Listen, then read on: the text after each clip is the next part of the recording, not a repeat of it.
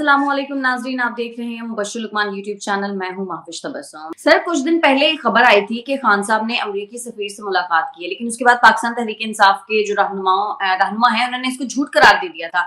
उसके बाद कल खान साहब ने इस बात को एक्सेप्ट कर लिया। तो ये पार्टी के अंदर दो राय क्यों मौजूद है? पार्टी के अंदर दो राय नहीं है। पार्टी के अंदर किसी को कुछ पता ही नहीं है।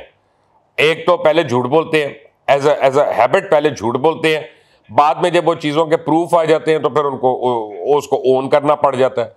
अब कह दिए कि जी मेरी दोस्ती है ये वो, तो अमेरिकन सफारतकारों से तुम्हारी दोस्ती है, CIA वालों से तुम्हारी दोस्ती है, तो बताओ ना कौम को कि कोई अमेरिकी साजिश नहीं थी, मेरी अपनी नलायकी थी। एक कॉन्स्टिट्यूशनल चेंज हुई थी पाकिस्तान में, मैं उसका विक्टिम बन गया, फिर ताकि लोगों को सिंपैथी हो तुमसे। झूठ बोल बोल के पाकिस्तान के ताल्लुकात खराब करा दो अमेरिका से, अपने ताल्लुकात तुम ठीक रखो। ये कैसा कुछ सिंसियर आदमी है पाकिस्तान से भाई? सर, मिफ्ता इस्माइल साहब कहते हैं कि डिफॉल्ट होने का जो खतरा है वो खान साहब की वजह से था, लेकिन अब ये खतरा टल गया है। आप समझते हैं कि वाकई हमारा मुल्क डिफॉल्ट होने से बच गया है? पता नहीं, मिफ्ता इस्माइल भी एक मेरी समझ से बालातर है, ये शख्स भी। डिफॉल्ट से तो ये इसमें कोई शक नहीं कि तहरीक इंसाफ की हुकूमत में पाकिस्तान ब्लैक लिस्ट हो रहा था, डिफॉल्ट हो रहा था। हम बिल्कुल करीब पहुंच गए, तो उसके हम चंद हफ्ते दूर थे। और ये भी सही है कि IMF की शराइत मान के इन्होंने उसको पोस्टपोन किया। मैं ये नहीं कहूँगा आप डिफ़ॉल्ट से बच गए हैं, मैं कहूँगा आपने उसको डिले किया, आपने उसको पोस्टपोन किया। और दूसरा, मिफ्ता इस्माइल के जो बाकी के काम हैं उनमें से भी तो कोई काम कर लें कि तब से छुट्टी पे गए हुए हैं अभी तक। आप इंपोर्ट्स का देख लें, आप डॉलर का देख लें, आप स्टॉक मार्केट का देख लें, आप करेंसी कंट्रोल देख लें, आप फिस्कल पॉलिसी देख लें, आप देख लें लोगों की LCs नहीं खुल रही। बैंक हाथ खड़ा कर देते हैं, वो कहते नहीं हमने 248 का डॉलर चार्ज करना अगर LC खोलनी, ये वो। मिफ्ता इस्माइल इनमें से कोई काम नहीं कर रहा। मैं आपको बताऊं, Miftah Ismail is also a disappointment so far. अल्लाह करे कि वो अच्छा कर दें काम, अल्लाह करे, क्योंकि जब भी वो अच्छा करेंगे पाकिस्तान के लिए अच्छा होगा। लेकिन इस वक्त तो मुझे जब भी टीवी पे नजर आता है लगता है जुगत मार रहे हैं, मजाक कर रहे हैं, ये कर रहे हैं। That is not on. I mean finance minister, foreign minister, ये लोग जो होते हैं ये कोर्ट जस्टिस नहीं हो सकते। वो इंफॉर्मेशन मिनिस्टर का काम होता है जुगत मार दे आके, कल्चर मिनिस्टर का काम होता है, या हाँ अगर सरताज गुल किसी भी मिनिस्ट्री में हो तो उनका काम है। लेकिन यह है कि हर एक का काम नहीं है ये। सर, और वैसे भी सैलाब के बाद मुल्क की सूरत हाल बहुत खराब हो चुकी है। देखें, अगेन जैसा इमरान खान की हुकूमत को कोविड ने बड़ा सहारा दिया था ना, मैं आपको बताऊं कि कोविड की वजह से उनकी बैड गवर्नेंस को जो है ना एक्सपोज नहीं कर सक रहे थे। लोग कह रहे थे यार कोविड की वजह हो गई।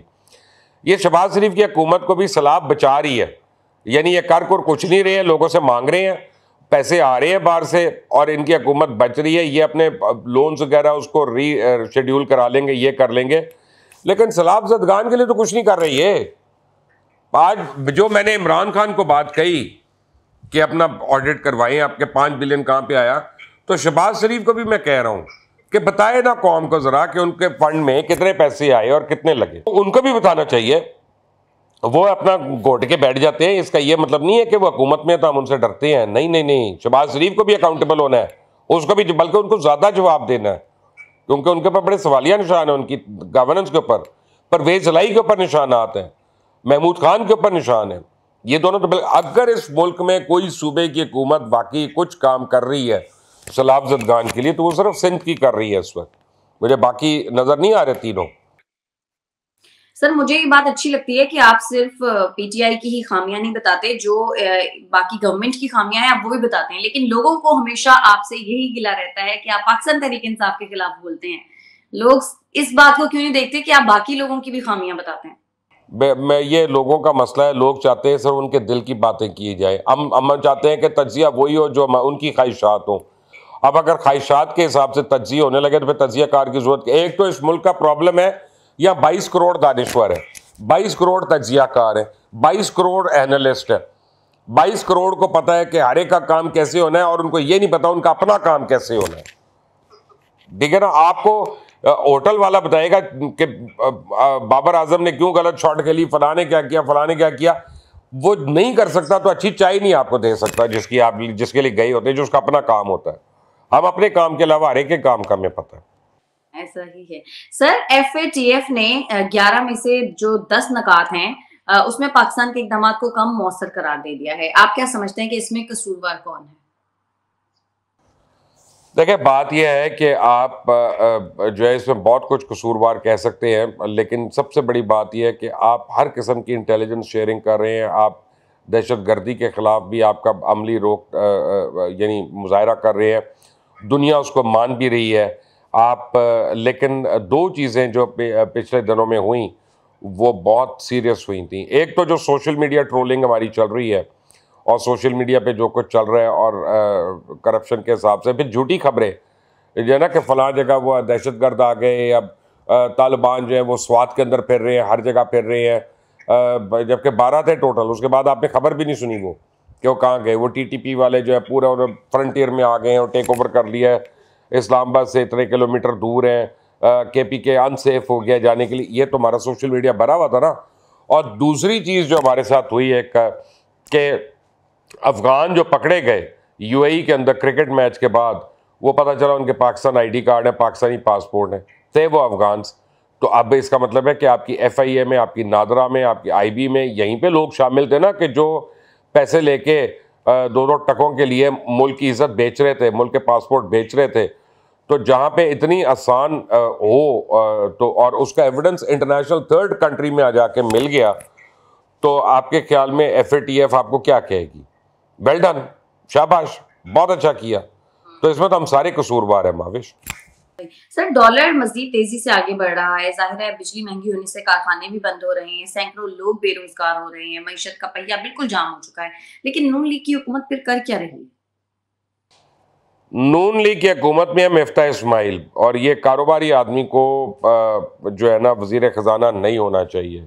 उसको अपनी कारोबार की होती है, अपने दोस्तों के कारोबारों की होती है, अपने हल्का अहबाब के कारोबार की फिक्र होती है, और उसको मुल्क का जो है ना वो उसको एहसास नहीं होता, या वो करना नहीं चाहते। मैं क्या कह सकता हूँ, ये आपके कोई टेक्नोक्रेट होने चाहिए यहाँ पे फाइनेंस मिनिस्टर। आप देखें, गाड़ियों को तो चलें छोड़ दें कि गाड़ियाँ नहीं बन रही हैं, बंद हो गए उनके प्लांट, वो तो मैं उस पर कुछ नहीं कहना चाहता, वो एक अलग डिबेट है। वो पैनाडॉल नहीं बन रही अब पाकिस्तान में, क्योंकि उसकी फैक्ट्रियाँ बंद हो रही हैं, क्योंकि उसका जो रॉ मटेरियल है वो नहीं आ रहा। भाई मिफ्ता इस्माइल को चाहिए हर किस्म की इंपोर्ट बंद करे, और सिर्फ जो एसेंशियल आइटम्स हैं, दवाइयाँ वगैरह, ये वो, उनकी इंपोर्ट की इजाज़त दे, ताकि आपकी करेंसी स्टेबल हो, आपकी इकॉनमी ज़रा स्टेबल हो, और आपकी अपनी। देखें ना, आपने 2 महीने के लिए बंद कर दिया, और उस वक्त मिफ्ता इस्माइल क्या कहते थे जब इन्होंने इंपोर्ट्स बंद किए? उन्होंने कहा कि हमारी लोकल इंडस्ट्री जो है ना वो फाल होगी इससे। तो क्या 2 महीने में कितनी फैक्ट्रियाँ लग गई हैं, कितनी इंडस्ट्री लग गई है, कितनी हमारी अपनी जो है वो प्रोडक्ट्स तैयार होना शुरू हो गए हैं? 2 महीने के बाद भाईजान ने ये खोल दिया। कोई बेवकूफ़ आदमी है कि मिफ्ता इस्माइल के कहने पे बिजनेस प्लान बनाएगा कि यार कब आपको डॉलर का पता नहीं, आपकी खर्चा डॉलर में हो रहा है, कमाई आपकी रुपए में हो रही है, डॉलर रोज ऊपर जा रहा है, वो इन्वेस्टमेंट क्यों करेगा? क्यों करेगा? बिल्कुल बिल्कुल सर, पीटीआई ने अपने एमएनएस की जो मरहलावार इस्तीफों की मंजूरी है वो सुप्रीम कोर्ट में चैलेंज कर दी है। वो ये समझते हैं कि ये गैर आईनी और गैर कानूनी है। इस पर क्या कहेंगे आप? कर ले सुप्रीम कोर्ट, अब यानी वो उसके पास बड़ा टाइम है, ये भी सुन लें। एक यानी एसेंशियल आइटम्स के जो केसेस हैं हमारे, वो तो पता नहीं 35 लाख हमारे पेंडिंग है अदालतों में।